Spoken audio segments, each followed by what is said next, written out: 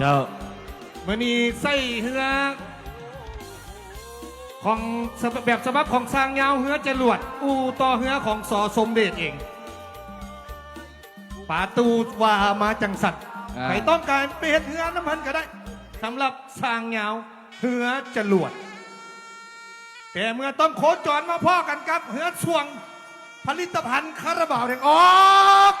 มาแล้ว ออกมาแล้วเป็นคู่ที่18อยู่ในสายเอตามตารางการแข่งขันมาเบิ่งว่าเบื้องฟังในนามสิงห์เก้าเจริญสิงห์เก้าเจริญจะหนีได้ตลอดปลอดภัยพบกับพีดาน้อย PNM พีดาน้อย PMF 888อยู่เบื้องบังกำลังไล่เบียดไล่เสียดไอ้สีกันมาตอนนี้ยังหนีบ่ได้มาเบิ่งว่าสิงห์เก้าเจริญจะหนีได้ตลอดปลอดภัยหรือว่าเป็นพีดาน้อย888กับบุรละคบพยายามตีเข้าม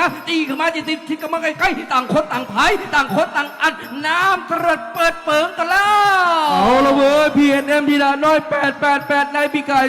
2025บอกได้คำเดียวว่าเขาได้ที่4นะเว้ยที่4นะเว้ยซึ่งปีนี้เขาจะได้เท่าไหร่นั้นยังเบิ่งบอกบ่ได้ต้องมาทำใจในน้ำสิงห์เก้าเจริญเมืองปากสารส่งเข้าประกวดมาเบิ่งว่าสุดสีพายดีจากบ้านแมงเมืองหินบุญ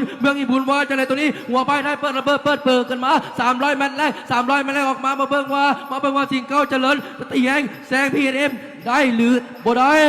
บ่ได้เขาต้องมาติดตามน้ำกันมาติดตามน้ำกันตอนนี้ PNM ที่ด่านน้อย888ขาและเบาแดงเริ่มจะตีแห้งแซงหนีแต่ว่าสิงห์เก้าเจริญของพี่น้องบ้านแมงเริ่มจี้มาหัวเหือเสมอกันแล้วว่าเสมอกันว่าสิงห์เก้าเจริญจะนำทันบ่ทันหัวลอยเจ้าเพื่อนอยากตอนนี้ในน้ำของคาราบาวแดงตีแห้งจะแสงออกมาในน้ำของ PNM เทพที่ด่านน้อย888เพื่อเบื้องหวังแต่ว่าอีกลำหนึ่งสิงห์เก้าเจริญจากบ้านแมงยังจี้ขึ้นมาเบิ่งกันไปอีก100 เมตรสุดท้ายไผจะเข้าเส้นชัยก่อนกันไผจะเป็นไผมาเบิ่งตามนี้อันตราย PNM 888จะหนีได้ตลอดปลอดภัยส่วนว่าสิงห์เก้าเจริญดีจริงขึ้นมาสิงห์เก้าเจริญจะแสงได้หรือไม่ได้สิงห์เก้าเจริญจะแสงสิงห์เก้าเจริญจะแสงสิงห์เก้าเจริญจะแสงจะเลิศจะแสงจะเชิดจะแสงจะเลิศจะแสงจะเลิศจะแสงจะเลิศจะแสงเผาเชิด